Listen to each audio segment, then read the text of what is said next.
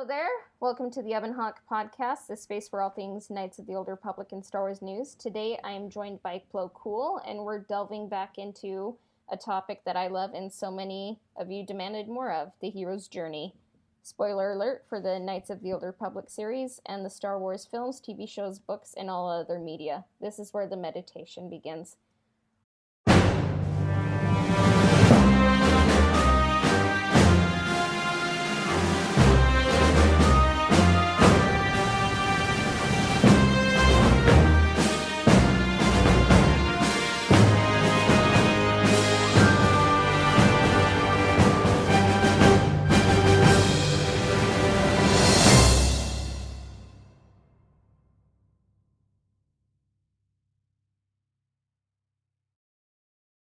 All right, Plo. Thanks for coming on to the Hawk podcast. Can you kind of introduce yourself to our listeners? Yeah. First of all, thanks for having me. Let's see. I run an Instagram page, a Star Wars Instagram page, where I just posts about varying topics, some of the meta stuff in terms of the Joseph Campbell hero's journey, but also just basic news, kind of all over the place. Just a general fan of Star Wars who's more with a focus on the storytelling of Star Wars than I guess the lore, even though I still go into that and all that good stuff. But yeah, I just Star Wars Instagram page, but with a focus here and there on Campbell.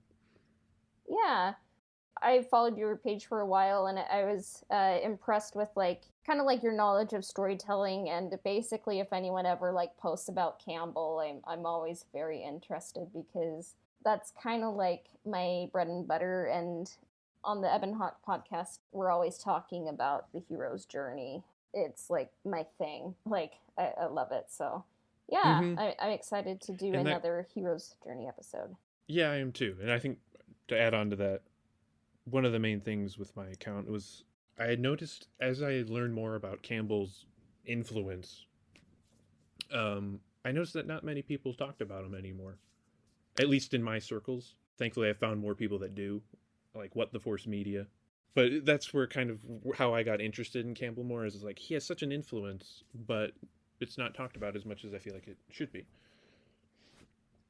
Yeah, it definitely should be talked about more, and I love the What the Force podcast. They really delve into the myth-making, kind of mythic storytelling of Star Wars, and I think they do an incredible job. And yeah, there is kind of a lack of Campbell discussion, and that shouldn't happen. I don't know if it's just because Joseph Campbell passed away and kind of Lucas has stepped away, but I hope there's kind of more of a discussion, or maybe a Campbellian figurehead that kind of discusses and brings that discussion to kind of modern audiences and just modern society as well. So maybe we're doing our small part.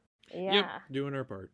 So the previous Hero's Journey episode we did, we kind of focused on the original trilogy and Luke Skywalker, and we kind of mentioned the prequel trilogy and Anakin Skywalker. We kind of just didn't delve into the sequel trilogy, just to kind of let it settle more before we kind of touched on Chapter 3, the return from Joseph Campbell's The Hero with 1,000 Faces. So I thought you would be a good person to talk to, kind of continuing that discussion too. I think that you were, wise in not going into that right away, because I remember when I did my series of posts on the hero's journey from the original trilogy, I had a long gap before I did it on the sequel trilogy.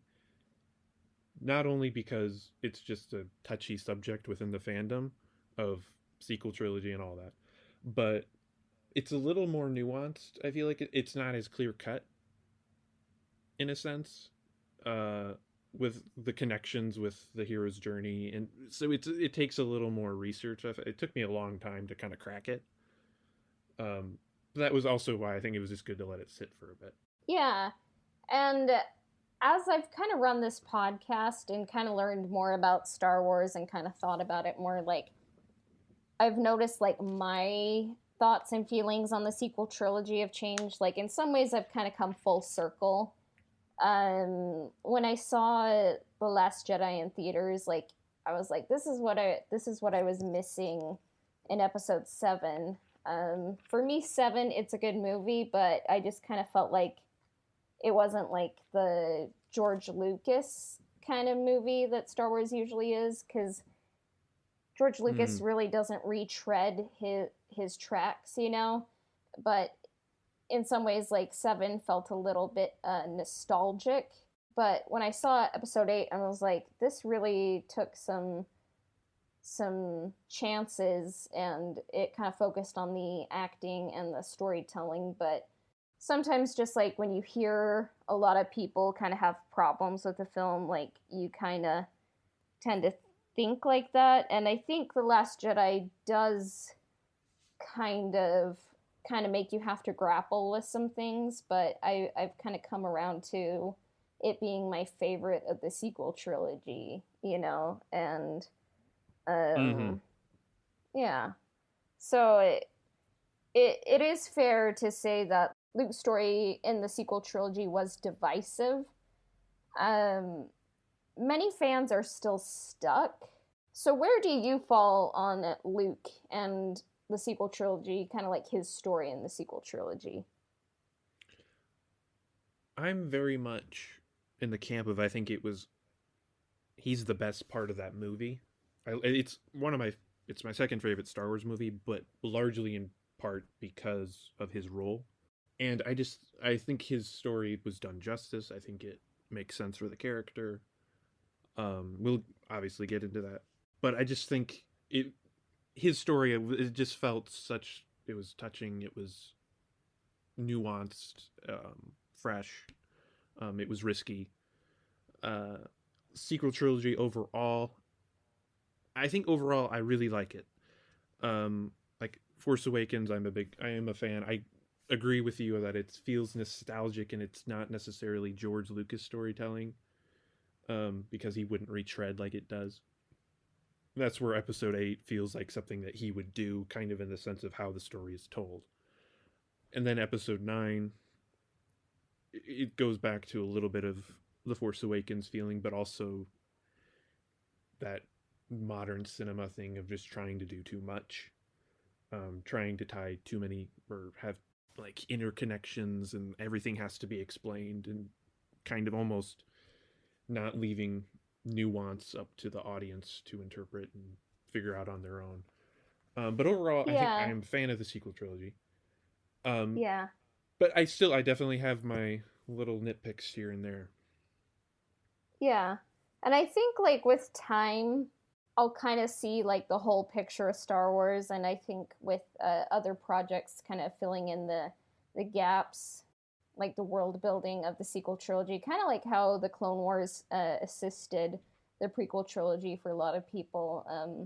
I'm sure like I'll Mm, come to look at them more fondly, but like, I mean, Star Wars also is kind of more for the people who grow up with them. Like people from generations older than me just don't understand the prequel trilogy, and I just am always like, yeah, Anakin Skywalker is my favorite character. And I don't know, I just think I really like the Greek tragedy, you know, that the prequel trilogy is. mm, But and like they'll kind of just look at me weird, but I'm like, oh, it's just what I like, you know. But yeah.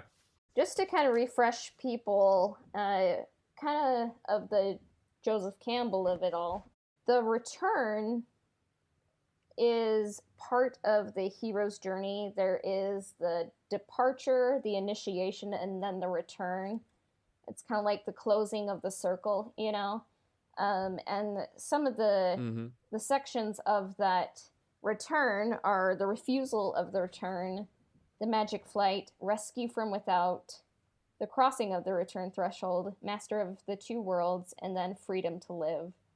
Um, and kind of one thing I've kind of noticed, like in Western storytelling, is I think we don't really emphasize the return as much. Kind of like with like Mm, Hollywood, and like just kind of more of pop culture. I think we like our heroes to be young, attractive, and rich, like We don't like to see people grow old and have struggles. But Eastern stories, I think it's kind of more about growth and ambiguity, which kind of reflects life a bit more. What do you think? No, I totally agree. And one, I wasn't even intentionally doing it, but it came in handy over the topic we're talking about. But last night I watched the movie Logan for the first time. And it very much reminded me of Luke in The Last Jedi, a bit how he's old, or Wolverine at this point, he's old, he's angry, he's full of just, there's a lot of emotion there. He's not good looking anymore. He's walks with a limp, and it shows him struggling, but overcoming those struggles. And that's the same with Luke. And I think a lot of us don't like to see that, especially in a Western point of view. But, and so I think a lot of, and I think with Luke especially, because with Wolverine, he's not as sacred as Luke Skywalker. And I don't think he ever will. And he's not, also hasn't been around as Luke Skywalker. So I think it made audiences more accepted his story arc in Logan a lot easier. For Luke, he hadn't been on the screen for, 34 years. I mean, The Last Jedi came out in 2017, and then we got that little glimpse in The Force Awakens. So I think audiences were it was a jarring change, even though it made sense from a storytelling perspective. I think I can understand why people didn't like it, but I also just think there's a problem probably within the Western culture that views people growing different and changing their worldview in a sense as that's a bad thing, and they don't want to see that. Whereas an Eastern point of view is that's kind of a part of life. Yeah.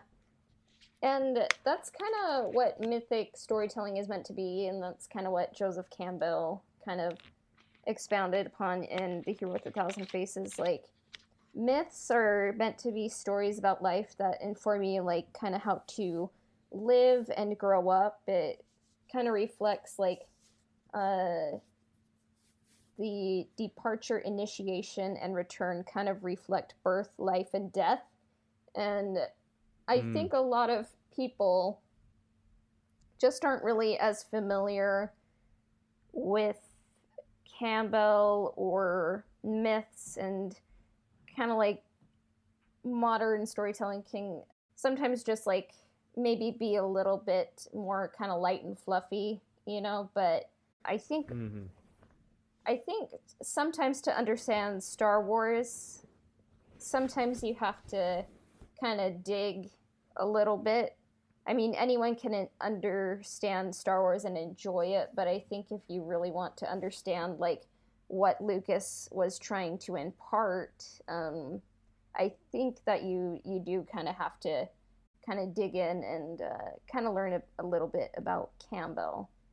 But I guess like the refusal of the return, like I kind of forget, maybe because I've just kind of grown up with Western entertainment primarily. Like, I always forget that stories have a cool down moment. Like, I always kind of think like it ends just kind of like after the belly of the whale and then they kind of succeed. Like, that's not really how the stories work. Is like there has to be a return, and well, and even in the belly, like with Jonah, like there was more to that story after he got out of the whale, and it wasn't as clear cut in the sense of that, like how his story ends. It doesn't necessarily end on a high note. No. And that's where I just think so many other stories follow that, but I think we just get so transfixed to like, oh, he went into the belly of the whale and he got out, but okay, what happens after that? And I think a lot of people just don't try, and they don't look into it deeper. I think not, and I think that's can be fine. I'm not trying to insult people that don't look deeper, but I think I just wish there was more investigative viewership.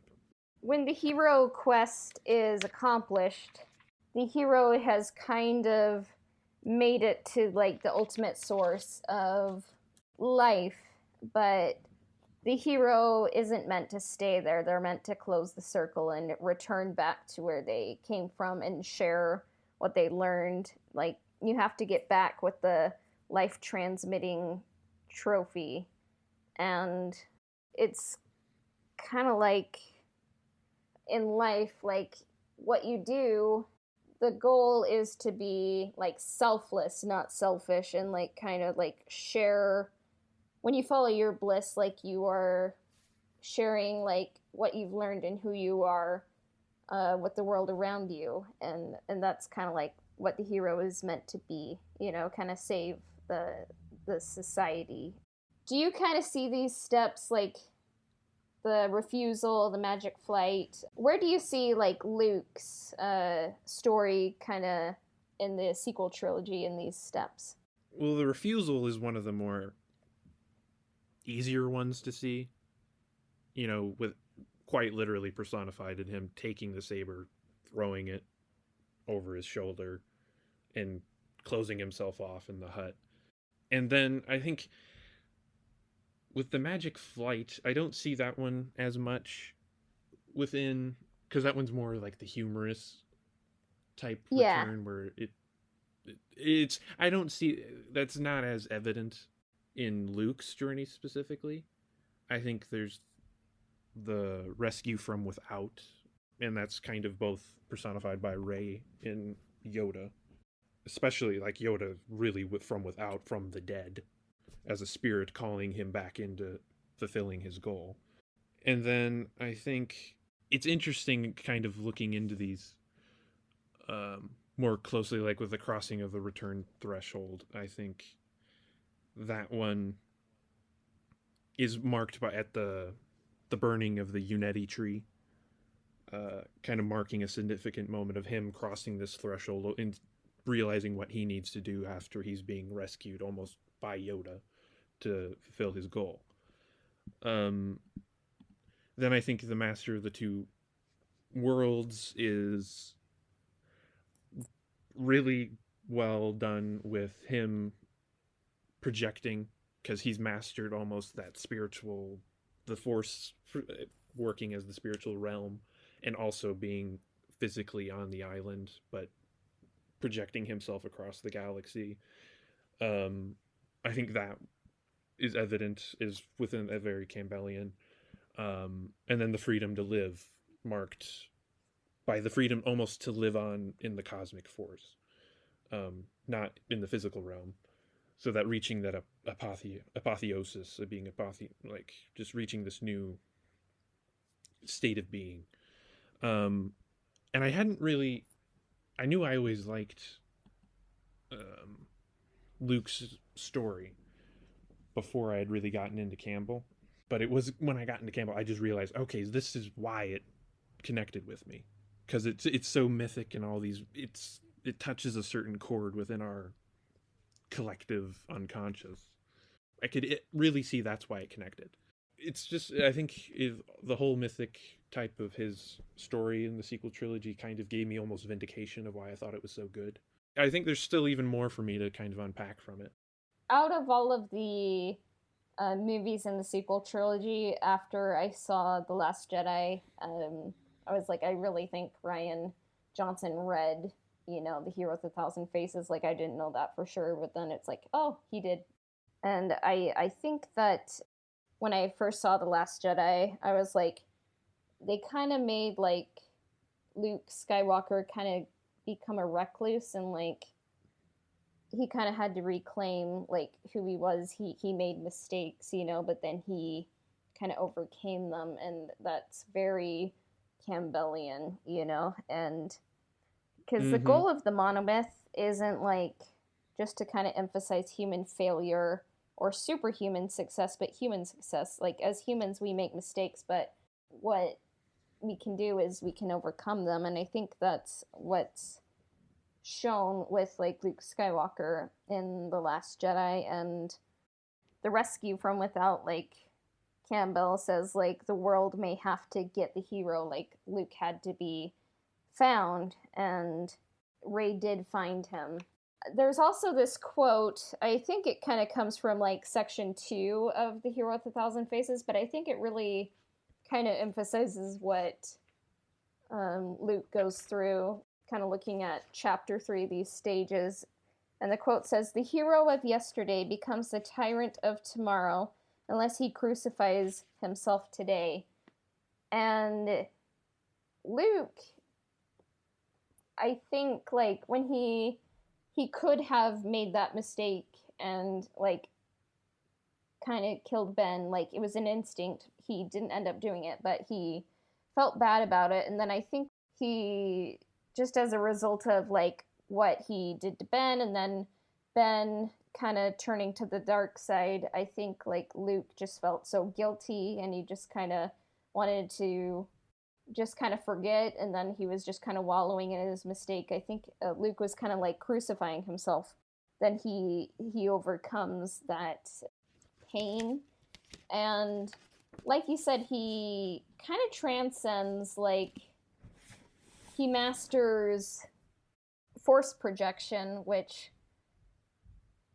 kind of, I think, is more evidence of him becoming more of a hero, you know, rather than, like, he killed a lot of robots, you know, and it was really cool.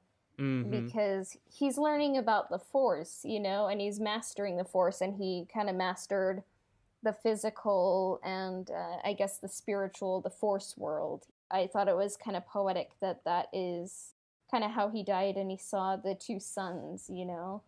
I feel like he learned the lessons he was meant to. Yeah, and especially, that's one thing I love about the projection, is that for him, he's older at this point. He's learning, he's been learning more about the Force, and it's so cool to see someone like Luke move beyond having to use violence to gain a victory. And obviously it's the core belief of the Jedi. It's using the Force for defense, never for attack. And that's exactly what he does. So few Jedi have been able to master this ability. That's what makes it so mythic to us, is we're seeing him use this power that we've never seen before, at least in the films at this time. And it just kind of, it makes it full circle. It's just like it shows us that he's learned beyond having to use violence. So it's that, he's become a master of his own abilities.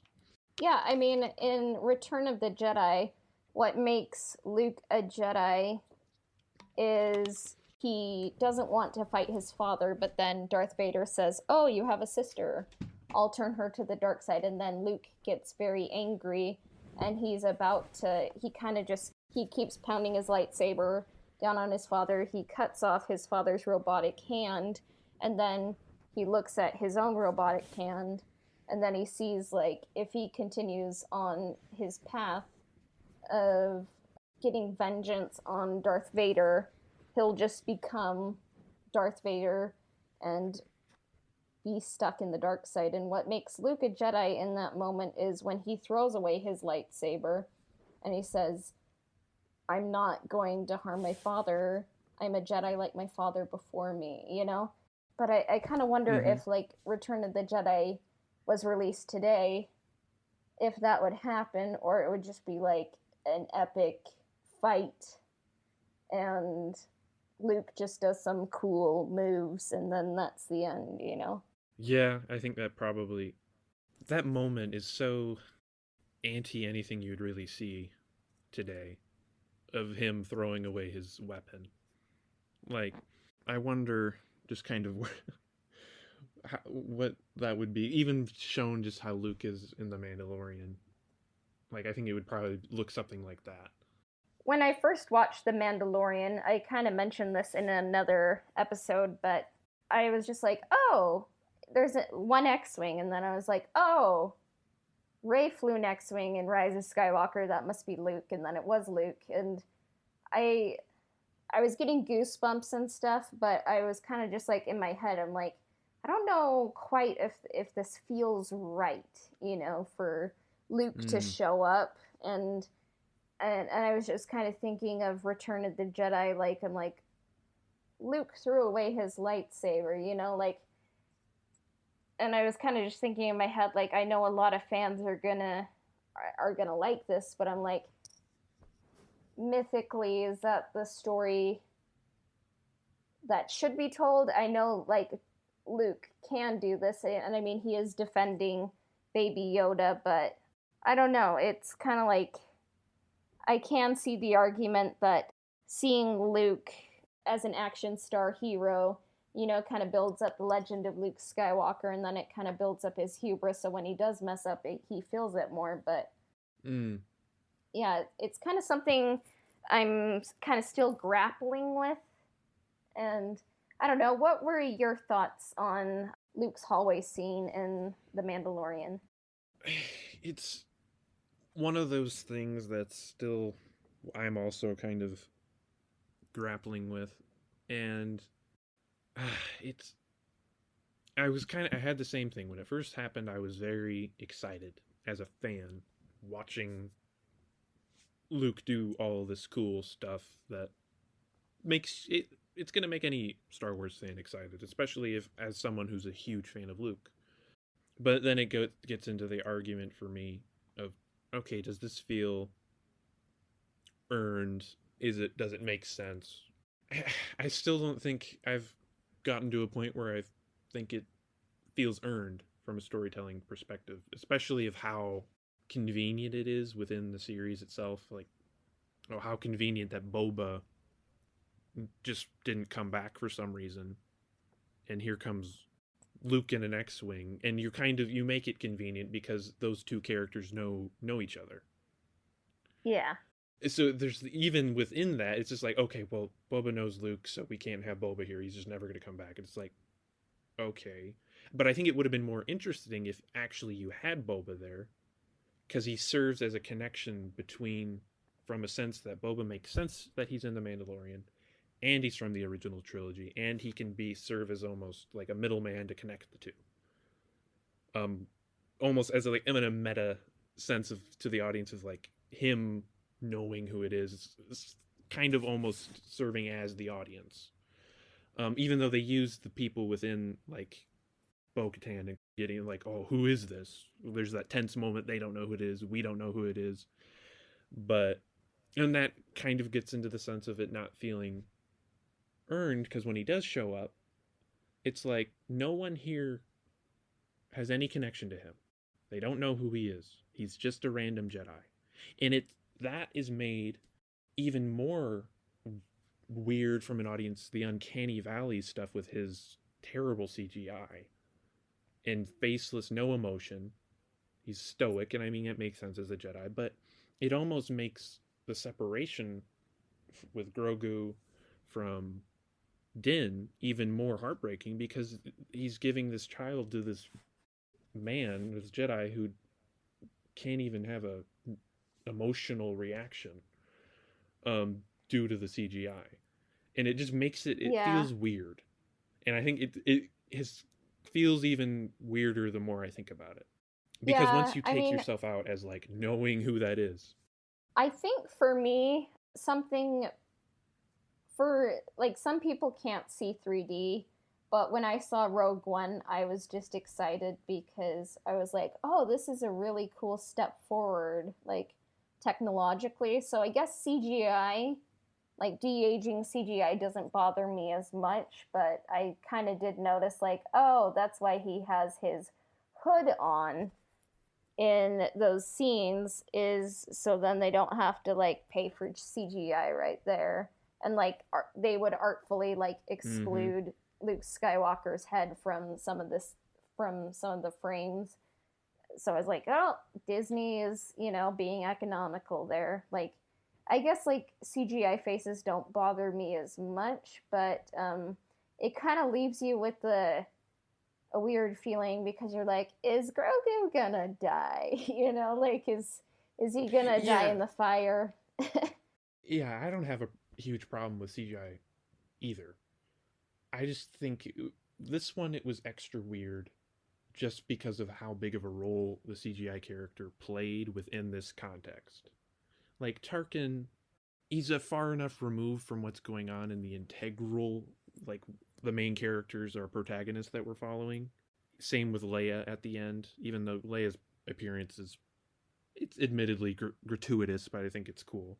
But with Luke here, it's kind of the weirdness of how he looks adds to the weirdness of them not knowing who he is for me personally. It just kind of makes Yeah. the whole situation feel awkward.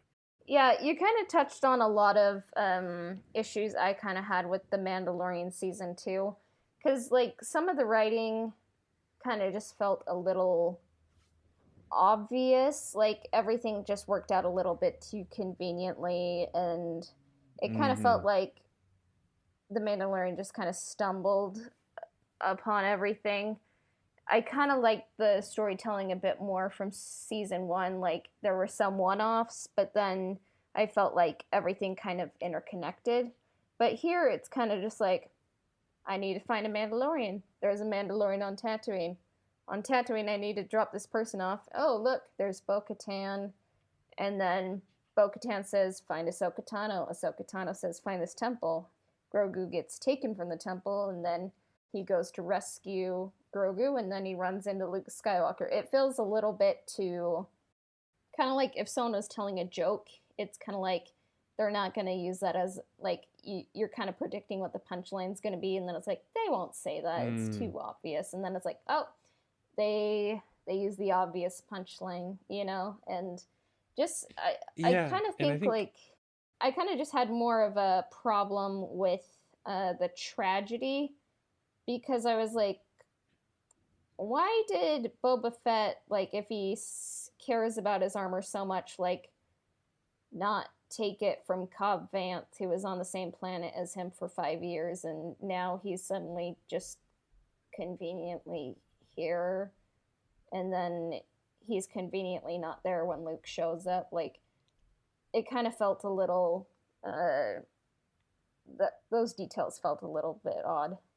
with the whole Cobb Vanth thing, that's one thing that has bothered me to a point where I'm just like, there has to be an explanation that they're going to go into in the book of Boba Fett, because it's that glaring to me in a sense. It's just like, you're telling me he's just been waiting around on Tatooine for like 5 to 6 years with his slave one, which is operational, and is just kind of watching the town of Mos Pelgo from afar just cuz, or what is he doing?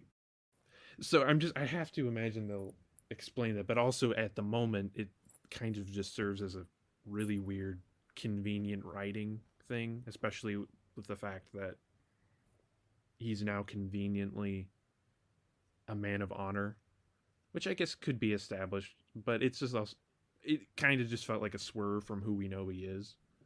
But yes, there's certain things like that where I have questions, but I hope they'll get answers. Because it seemed that Fennec Shand and Boba Fett were kind of different people. Because the last time we saw both of them canonically, they were kind of more adversaries, and I was like, oh, they're good now, and they're gonna help defend this child. Okay, and not many people really kind of complained about that, but I'm like, interesting, like, I guess sometimes Mm-hmm. if like fans like get what they want, they won't question it, but I don't know, it just kind of stuck out to me because I'm just I'm someone who writes and loves stories, so it just kind of felt a little odd to me. But I mean, if fans like it, Oh that's yeah, fine. But like from a storytelling perspective, I was just a little confused. I've had the same thought, even because they're so critical of Luke, but they're not consistent with that, what they think is critical thinking, because they don't use that type of thinking for Boba and Fennec, whether you agree with their character changes or not, that their characters do change. And we just accept them because we love Boba Fett. And we love seeing Boba Fett do cool things. It's not a character change of where he's like less cool. It's him. It's kind of living up to the conveniently serving the story while being like, the badass Boba Fett. Um, Yeah, and then, but with Luke, because it's a change of him being more jaded, more world weary, it not the whole, slamming AT-ATs against each other at the Battle of Crate. That's why we don't like him. So it's just those inconsistencies in thinking that make me kind of frustrated, but it is what it is.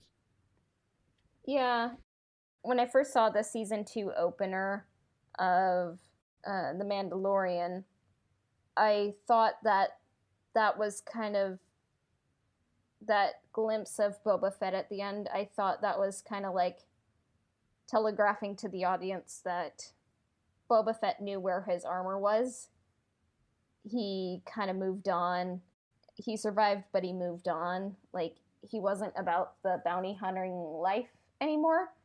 And he was just kind of seeing another Mandalorian with his armor, and it was kind of like passing of the torch. And I was like, oh, that's a fun cameo. We see that Boba Fett lived, and there's a new Mandalorian. You know, I thought that was good, and like there were a lot of rumors going around saying like, oh, Boba Fett's coming back, and I was like, he's not coming back, guys. Like, that was a perfect send off, you know, but then he did come back, and it just kind of felt a little weird, but I mean, I guess I just have to be okay with that.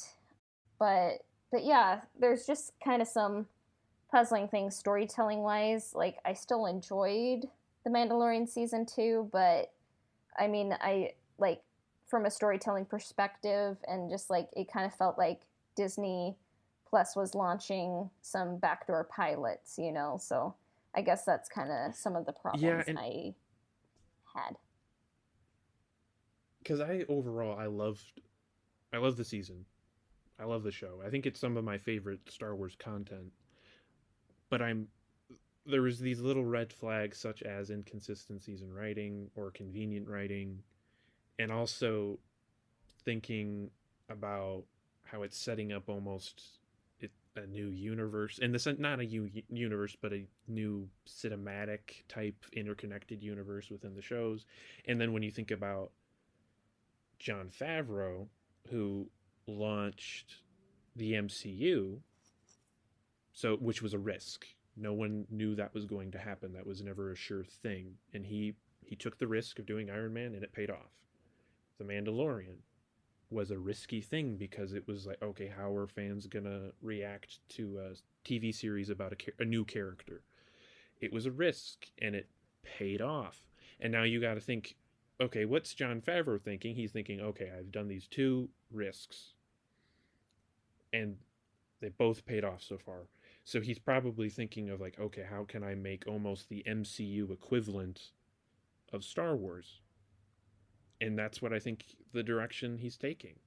Whether it's a good thing or a bad thing, I guess we'll see, but I'm a little cautious, because I think he's probably, you know, that's what success does to a person. I mean, he probably feels pretty good about himself, and he thinks he can do just about anything and it will pay off at this point, because it paid off once. It's paying off twice so far, but that gets me a little worried. Yeah, I mean, I guess we'll see what happens. All right, before we move on to our next topic, we're just going to take a little break.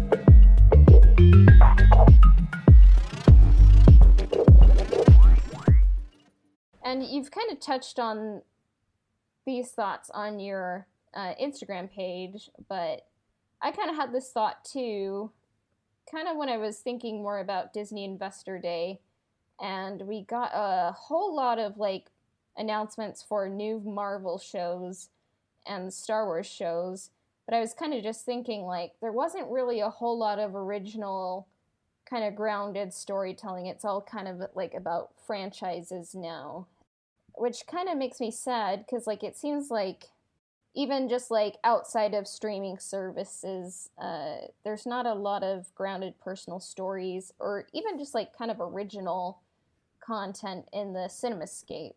What do you think about that development? That's a topic I've really been tackling on my Instagram account lately, just because I've been thinking about it a lot. And it's come full circle for me, in a sense, because I've hit a moment of realization recently, even though I had known it, but it really hit me in the past maybe year or two. But I kind of grew up. I mean, Iron Man came out when I was young, and that was one of my favorite. I remember I loved that movie, and then I grew up with, kind of got older with all of this Marvel Cinematic Universe, and it was emotionally connected because I grew up with the characters. But then it turned in to me realizing, wait a second, something doesn't feel right about this almost, because after Endgame, for me, that was an emotional stopping point because I'm used to stories that have an end. And then after, it's like it keeps going after this almost, even though I knew it, but after it happened, then when there's new movies coming out afterwards, I was just like, this doesn't feel right. Because now it's reached a new level of almost ridiculousness of like how long this has to go on, especially when the storytelling just doesn't even feel the way it did. And then I think on a larger scale with other movies, it's just they're all trying to kind of capture what the MCU opened up. They're all trying to, hit that eureka, trying to get that moment. And I just, it's becoming, everything feels, has been smashed into a flat circle from a storytelling perspective. And I don't, all the Marvel movies just feel like it's kind of, not all of them, but most of them, to me at this point, even in hindsight, just feel like they were using the same formula with pretty new special effects. And Star Wars, there's been moments where I feel like Star Wars has gotten into that. Like Rise of Skywalker definitely kind of flirted with that type of storytelling. And the whole spectacle over story is something that I've been concerned about. And that even goes back to the whole Luke in The Mandalorian. Yeah, those are some great thoughts. I mean, I always loved mythology and I always loved superheroes, and it was great to kind of have some of these superhero films. But after a while, I'm like, oh, it's another Marvel movie. Okay. And I remember seeing Infinity War in theaters. I think I saw it once, but after I saw it once, I didn't really feel compelled to see it again. Like, I like the characters and all that, but it kind of seems like without the snap, the twist, like, it kind of really doesn't stand on its own. With Endgame, I'm like, this is fun. Like, it's a good send off to these characters, but I only saw it once. I felt like it kind of shut the box on like what the MCU meant to me. Like, I didn't need to kind of watch it again and again. And kind of with modern films, like kind of franchise or cinematic universe films, it kind of seems like they feel a bit like 4-quadrant tested. Like, does this play well with like this age group, this age group? Does everyone like this? And to an extent, like, I think Rise of Skywalker was like, does this make Last Jedi fans happy? Does this make people who didn't like The Last Jedi happy? Does this make this kind of fan happy? Like, it felt a little bit calculated, not really natural. And there are some moments in Rise of Skywalker that I do love, but it just kind of felt like the most calculated and maybe not organic of the Star Wars movies for me. But with like Marvel films, like, it kind of seems like some of the films stand on their own, like Black Panther. I'm like, this is kind of like, it reminds me of like reading National Geographic. I'm getting a feel of like all these different cultures. And I would talk to my friend from Kenya, and she would be telling me like, oh, this is kind of like Ugandan. This is kind of like this tribe here. This thing in his lip kind of represents this tribe. And like, I was like, that's really cool. Like, they're saying something about like kind of the African experience, the diaspora, and like the African American experience in America, and like Doctor Strange, I think it had like some great things to say about kind of becoming a better person, and it kind of wasn't just a punching fight at the end. It was kind of like, I've come to bargain, you know? And so I think there are some high Mm-hmm. points in Marvel films, but sometimes it's just like with superhero films, I remember a professor saying, like, what I don't like about superhero films is like it's kind of just like a punching bag fight at the end. And I was like, that is kind of true. And sometimes it's just like modern films rely on like twists and like sometimes like audiences not guessing what's going to happen. And like, because I just would be like watching a film, and then I was watching The Crimes of Grindelwald, which is a movie I really don't like, and then it's like, and Credence is a Dumbledore. And I was like, what? That doesn't even make sense, like, with the canon of Harry Potter. And then I would be watching like Endgame, and it's like, and now Captain America is wielding Mjolnir. Wow, you know, and like it's a cool moment, but I'm like, Mm-hmm. I kind of hope that modern cinema, like, it doesn't just rely on like people tweeting things after it's done and be like, that was so cool. I didn't predict that, you know, and like that's something I have to grapple with, because ideally I would love to see Knights of the Old Republic become a movie, but I just wouldn't want them to play like the Revan twist, kind of like maybe how they would probably play it in a modern movie. Because in the game, like, I think they hint at it, but I just kind of wonder if, like, in the current landscape, like, would they kind of like overdo it or kind of do it in the wrong way, or even like throw hints to the future of Darth Vader for some reason, just to kind of like give fans an Easter egg, Yeah. which I hate. I hate Easter eggs. And speaking of The Crimes of Grindelwald, for some reason they had the Philosopher's Stone in that movie, and I'm just like, oh, the it just kind of, Oh yeah, and I Nicholas hated Flamel that. was in the movie. Yeah, like, Ugh. But and that's yeah, yeah, those types of thing. That's what I'm worried about, and that kind of gets back to the Last Jedi. Is that, in my opinion, is a prime example of a creator using twists because they serve the story. Like that's what they were needed to happen, because that's where he felt the story organically was going.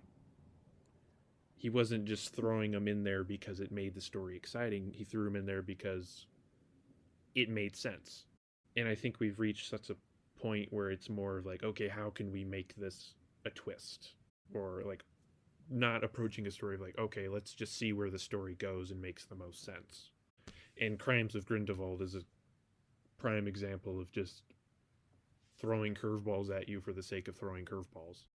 yeah, that was a movie that when I saw it, I was just angry at when it was done. Like, I just did not like that as a movie, but yeah. And you've kind of touched on this, like, kind of after Corona, and kind of just with the whole streaming service and CinemaScape being kind of saturated with superhero films. People love superhero films, but I think like now we're going to have to see I think we're going to see a change. Like, I feel like people love superhero films, but I think they also want something a bit more personal and grounded. How do you think that Star Wars and other stories can address the need for mythological storytelling and kind of like stories about life and growing up? Yeah, because I think so much to what you were saying about, I've talked about how I think the pandemic is going to change cultural interests, much how it did in, with World War II and Vietnam, of just entertainment was shaped by these things, especially like with what made Star Wars so, a part of the reason what made Star Wars so refreshing in 1977 was that it went against the grain of all these more jaded, gritty, dark stories that were reflecting the cultural consciousness at the time, which was all preoccupied through Vietnam, Nixon, coming out of the civil rights movement, which was a lot of good came out of it, but that was a dark time of just how all the events that led up to it. A lot of bad stuff had happened, so it was reflected in the media through movies, let's say like Taxi Driver or Apocalypse Now, and that were just dark. They're good movies, but they reflected the times that they were in. And then Star Wars came along, and it was all this hopeful. It was a fairy tale type story. You know, it was mythological, and it connected with audience, young and old audiences alike. And now you go to today, where the need for Star Wars to have more personal storytelling is, it's interesting. I don't know how they're going to, because I think as much as I think Campbell should remain in Star Wars as an integral part of how the stories are told, just because he's always been such an integral influence in his work, that I think using that mythological type of thinking and through a storytelling perspective, in one sense, I see it as an opportunity to use his work again for more personal storytelling, because mythology has connected through the human psyche for thousands of years, or so long. And I just think ever since the beginning of humankind, I mean, that's, mythology is just always connected. And I think right now it would be even more important, because perhaps through those types of stories we can connect. And that's one thing through Marvel, as much as I have my gripes, I think it, whether you like it or not, has become a type of modern mythology. And I think there's good and bad to that, because it's not the greatest type of mythology at times, in my opinion. But I think if you get back to the core fundamentals of storytelling from a mythological perspective, that would be great for Star Wars. I think The Mandalorian, there's so much mythologically going on in The Mandalorian. That's another topic within itself. But I think there's an opportunity in The Mandalorian for more personal storytelling. But I think Star Wars just needs to do a better job of getting things back to the basics of how, even I had posted something yesterday of how George Lucas talking about how story needs to come, is more important than the tools you're using for it to tell the story. You're using, the story comes first. The tools are just a way of portraying the story as it is. And I think so much of today's filmmaking and storytelling is always, it's just like, here's these pretty special effects where it's essentially, I think Marty Scorsese said, it's like an animated feature, because it's so much digitally happening. And I think that just, it can look cool, but if it's not serving what's happening in the story, then it doesn't really matter. And that's one thing I really appreciate about The Mandalorian, is that it's actually used special effects in a new way that actually makes it easier to tell a story in a more simplistic fashion. Yeah, you touch on some great thoughts. There's a lot. I mean, I think, there's a lot. I know I talked about a lot within that, but that's kind of just where I appreciate or approach it from that point of view. I mean, even if you look at like action films, like pre 9/11, like you have Mission Impossible 2, you have kind of like the old pre Daniel Craig James Bonds, you have Tomb Raider. Like, they're kind of just action films that it's kind of campy, not really taking itself seriously, kind of like playing games without consequences. And then after 9/11, you have kind of like the Bourne Identity, you have the Daniel Craig James Bonds, and then Mission Impossible. Things get more real and like Mission Impossible, like Fallout. Like it's more grounded, but it's also dealing, there's so many movies about, war crimes and stuff like that, and like espionage. I think there's been a lot of like espionage films since 9/11. Yeah, so I think like 9/11 definitely impacted like the entertainment industry, and I kind of think Corona will as well, And I guess you could even like say like no matter how you feel about like kind of like the Trump presidency, like people are going to grapple with that like in the stories they tell, and like it changed Mm-hmm. like it changed the world.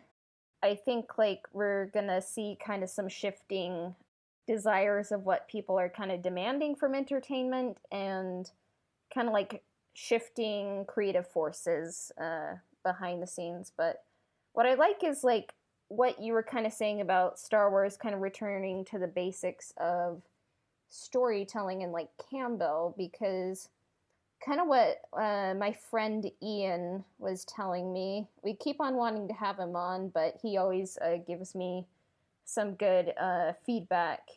And what he says is like Star Wars like trilogies, they kind of have a pattern, and it's definitely based on Campbell. And the first Mm. iteration of a trilogy, like you have The Phantom Menace, you have A New Hope, and The Force Awakens.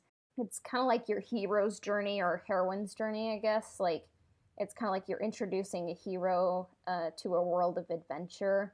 And then the second iteration in a trilogy is kind of like the genre film, because like with Attack of the Mm. Clones, it's kind of a bit more film noir. You kind of have like Obi-Wan investigating a crime. You kind of have like Anakin and Padme kind of having like a romance that probably shouldn't happen. And then in Empire Strikes Back, it's kind of like what lies underneath, like kind of examining like parallelism, you know. And then with Mm. The Mm-hmm. Last Jedi, it's almost a bit like a kung fu film, I want to say, because it's like Luke is kind of like the reluctant kung fu master, and Ray wants to be trained, you know, Ah. and he's like, I'm not having Mm-hmm. it. And Poe kind of goes through the same thing with Admiral Holdo, and like I guess you could also say it's a bit of like a horse film, you know, because it's always like in a horse film, it's like, I want to ride this horse, and it's like, you can't ride that horse. And then usually the heroine is like, see, this horse can do it, and I learned, and I grew up like as a result of Yeah. kind of going through it. So it's like, yeah. Mm-hmm. And then the final iteration in a trilogy is only in the case of Revenge of the Sith, it's a fall. In the case of Return of the Jedi and Rise of Skywalker, it's kind of meant to be more of a redemption. So it's kind of like either the hero fails or succeed. It's kind of like that's what it is. That's what it kind of is, like a Star Mm-hmm. Wars trilogy. And I think you can definitely have fun and do different things while kind of still fitting into that paradigm. And that's kind of like how I've been kind of pitching like what a Knights of the Old Republic film adaptation could be. Is you have kind of the hero's Mm-hmm. journey, and then kind of like a genre, and then kind of like a redemption. So that's what we've been doing on the Up and Hawk podcast, and it kind of helps you learn a bit Hmm. more about stories. One thing that's made me kind of think of how Star Wars could do something different is I've been reading Dune. I'm like 2/3 of the way through Dune, and I think you can definitely see the hero's journey within that book. But it's an interesting. It's kind of the hero. I haven't finished it, so I'm not even. I don't really know. I know little bits of how it ends, but the hero becoming a tyrant type thing, of how he's not completely how we were talking about with Luke. How it uses the hero's journey, but it's also it changes it up a little bit to serve the story. And I think that's one of the great things we look at Campbell and myths, but you don't always have to do it perfectly one for one. And that's where like working within genre, even like how the Mandalorian is using Western samurai tropes to tell, and other types of tropes here and there to tell the very mythic story. And I think that's what Star Wars needs right now is finding creative ways to convey similar messages that are core to the Star Wars mythology. and that's just what I'm hoping for going forward. Yeah, I love Dune. I kind of live in a deserty area, and I was listening to the audiobook. I usually listen to audiobooks or podcasts when I go on hikes. And just when I was Mm-hmm. listening to Dune, like, because I would be thirsty, because I'd be kind of like exercising in the desert, and it just really kind of hammered home, like, water, is a big deal. And Ah, I, yep. I was just so impressed with Dune. I would have read it so much sooner, but the first person who kind of told me about it is like, yeah, it's about a desert planet, and there's like these worms, and the movie's bad, but it's a good book. So like they kind of didn't really sell me on it the way they described it, but I wish I would have read Dune so much earlier, because I think that it really inspired so much of sci-fi, and I kind of think that Dune Mm, hasn't gotten its due, like, no. for the obvious like influences it gave to Star Wars. And Yeah. when I was when I was watching The Mandalorian season opener for season 2, I was like, well, they kind of just, stole again from Dune. And I mean, I kind of commented that on my story, and one person's like, it's just fantasy. Plenty of stories take place on a desert planet and have a worm. And I'm like, no, that was kind of maybe stealing a bit too much in my opinion, but yeah. Oh, no doubt. Like, I've been reading it, and there's literally a vehicle called a sandcrawler. And there's also, instead of having two suns, the planet Arrakis has two moons. And George Lucas, is like, oh, I guarantee you, he's like, oh, that's a cool idea. How about I give it two suns? Desert planet. And then there's this thing called spice. Oh, well, what if I stole that and put that in my universe? Like, no one talks about that. Or even now with the crate dragon, the way it was moving around, like that thing looked more like a worm than a dragon. In one sense, it's cool that it's connected. In another, it's like, wow, Dune really doesn't get enough credit, I think, for how much it's been integral to even Star Wars. Dune has such good world building, and it really just like, I think it was the book that was my favorite. Like, I'm a big reader, and it was kind of the favorite book I read that year. And it just really touches on like what history is, what people kind of agree history is, which is kind of different from reality sometimes. And it kind of touches on like belief, Mm. religion, sociology, psychology, and just like, yeah, and definitely ecology, because like water is important. They're living on a desert planet. And just when I would listen to it, and like the interludes of Princess Irulan, I was just like, those are some really profound thoughts, and it really got me thinking about like, what kind of person am I? Like, what kind of person, like, historical Mm-hmm. figures were leaders, and it just really stuck with me. That's why I'm very excited for. Is it Denis Villeneuve? Yeah, However, Denis Villeneuve or so. Yeah, I think that's right. yeah. So I'm very excited for That Denis Canadian name. Villeneuve's. Yeah, I'm American. I don't know things. Like, I'm so Yeah, excited to see his for the longest adaptation. time.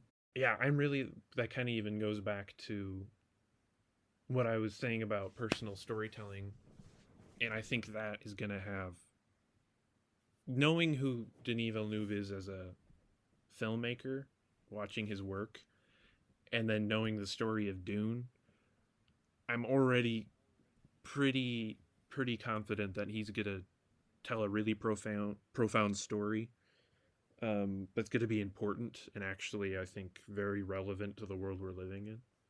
As the culture changes, I think that could be a movie that is important to a changing culture. Especially, one of the major things is with the ecology aspects. I mean, all of the changing and adapting to a changing environment. I mean, that's relevant more than ever right now in our world. So I'm excited for that movie, and I think Star Wars can.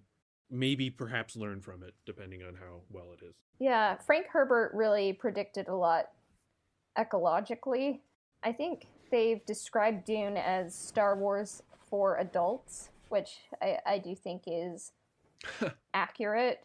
And there's just such a great That is, creative yeah. force behind the scenes, and they have such a talented cast. And I think the visuals match the story, but not at the expense of the story. So I don't know if it's going to be a trilogy or if it's going to be a duology, but whenever the movie comes out, I'm very excited, and I'm probably going to end up doing like a bonus episode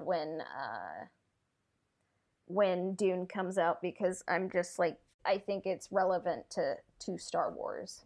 Yeah, I might have asked you this already, but how do you think Star Wars can help improve cinema? That's a tricky one in the sense that I'm trying to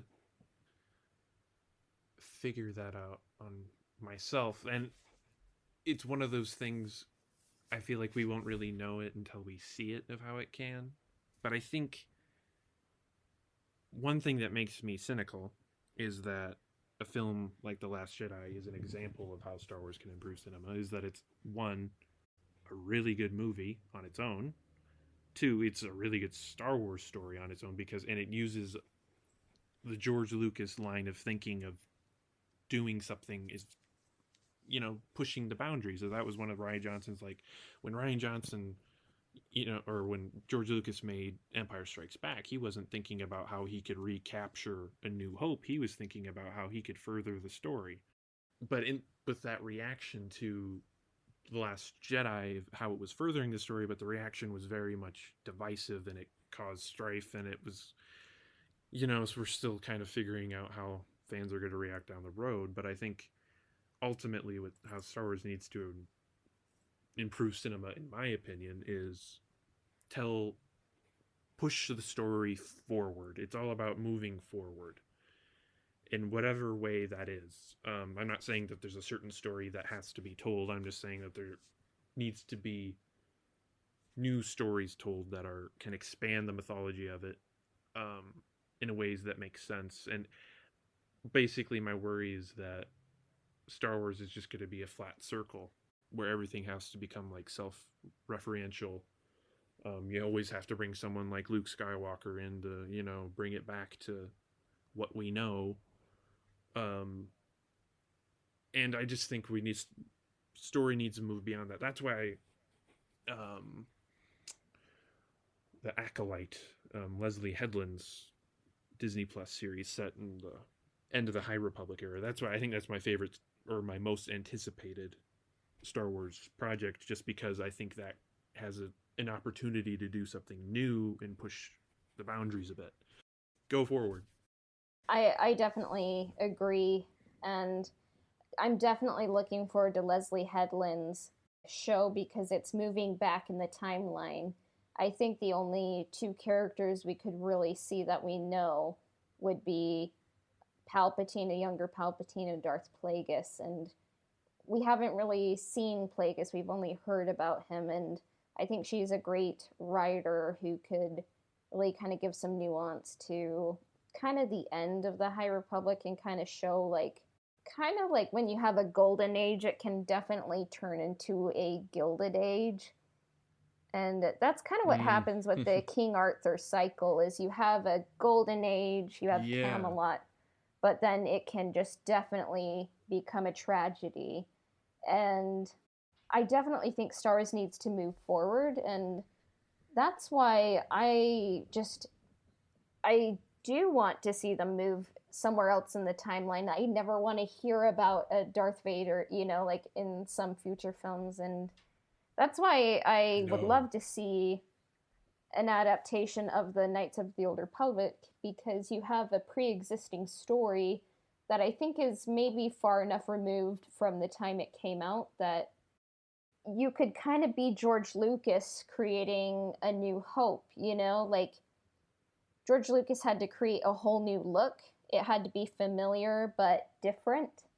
You kind of have a fairy tale taking place in space, and I think with Knights of the Old Republic, you could play with the sound. There would definitely be different sound effects. There would be kind of a different visual look because it's 4,000 years before everything, and the Jedi are still Jedi, the Sith are still Sith, but it's a different galaxy. There's a whole lot of Sith, there's a whole lot of Jedi, and they're at war, you know? It's like, that's why it kind of just like kind of captures my imagination, and it's like you could definitely, you have your work cut out for you kind of creating a new visual audio, and like you can create a whole different kind of sound of score and kind of free Star Wars up a bit while still being Star Wars. And it's kind of like you're creating, you know, like rather than retreading. So that's just me on my KOTOR soapbox. But like, I think like if they did try to do KOTOR, like that's why I would rather see a KOTOR adaptation than a game. But I think it could like, you could become like George Lucas and kind of reimagine what Star Wars could be.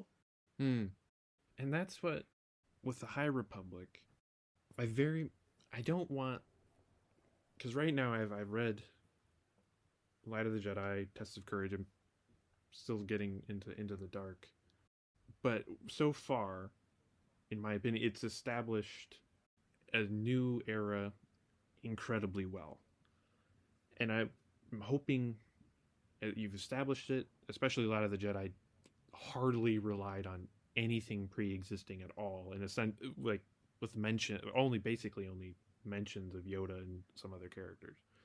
And I think that's a good start of not trying to retread.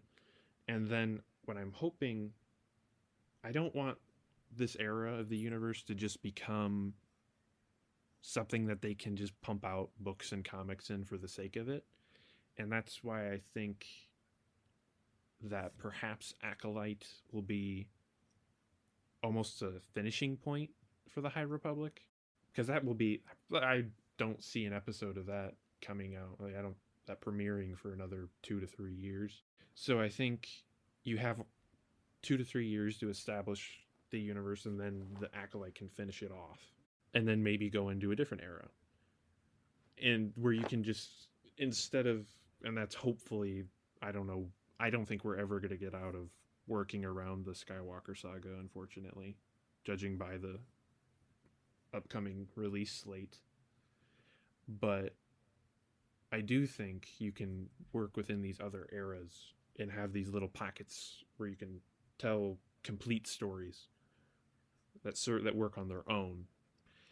Because I'm really, as kind of going back to that Marvel discussion of Marvel, there's no ending point. It's like an ongoing TV series. The movies almost work as episodes, and it's just everything has to connect. And I'm not saying that's a bad thing. Like, there's good things to be had in the Marvel universe, and I like some of it. But I don't want Star Wars to just become where it's a never-ending thing. So I'm hoping they can just, almost in a serialized fashion, tell stories within these certain areas and then go to a different era, and so on. Yeah. I was very impressed with the Light of the Jedi and the High Republic. It has a new kind of visual look to it, and because even just listening to the audiobook, I was like, yeah, I think like this would have a different kind of score to it, and I think it would have a different kind of visual look, and the costumes are different. And so if it ever was adapted, I would be a fan of it, because I think it seems to have a good story, and it would be different, and it wouldn't just be kind of retreading the original trilogy kind of time period. Star Wars is a saga. It's not meant to be a cinematic universe. So I think if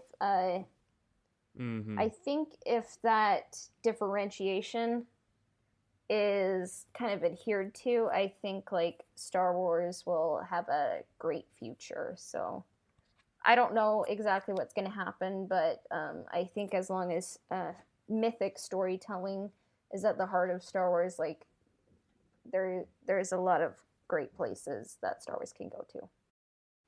I agree. Especially with a lot of the Jedi, it feels that very Arthurian, like Knights of the Round Table type thing at the moment. But Yeah, like definitely. even that, I think by Acolyte we're going to get into the end of that era, which I'm excited for. But it's still using the mythic type of storytelling, which is good, and I hope they continue to do that. Yeah.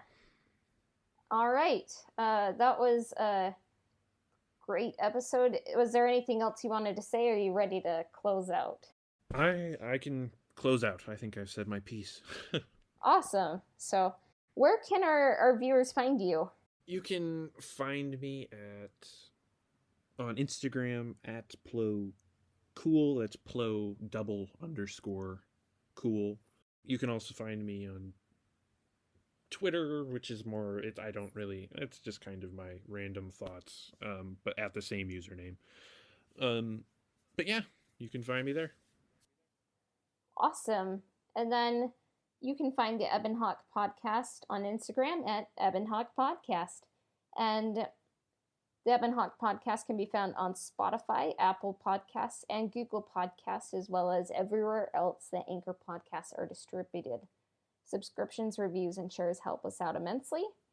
And coding can be found on Twitch at twitch.tv/codandbon and on Instagram. And our intro and outro themes were composed by Alistair Schurman at alistairsounds.wixsite.com/alistairsounds. And our transition music was composed by Christian Walker at christianwalkermusic.com. This has been the Ebonhawk Podcast. May the Force be with you. We will be back soon. Bye for now.